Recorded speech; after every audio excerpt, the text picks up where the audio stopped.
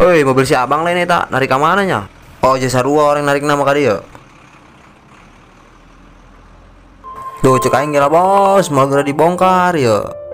Tadi tuh main di boro-boro bae datang kadi horeng mah mau gerak dibongkar ya antri kene. Emang ngejagaan warung di serangan. Kan jeung abang duaan. Maksud abang man teh jeung adina apa dulurna gitu. Oh, henteu bang sorangan bae, nek jeung sadaya tuh.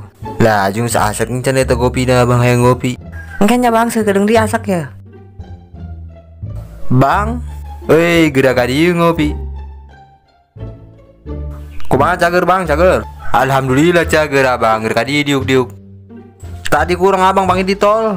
Anu bener. Oh ngebut, cek orang buru-buru meureun eta bang. Betul, cek pengurus abang langsung jalan aja bang. Soalnya orang gudang udah nelepon terus. Berangkat be abang, orang mah antri kene bongkaran.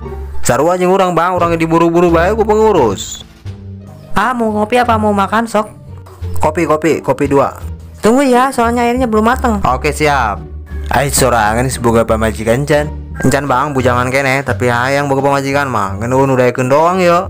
Pira aku nudaekeun. Ya, banget kasep usaha euker. Pira aku nudaekeun mah. Serius bang orang mah.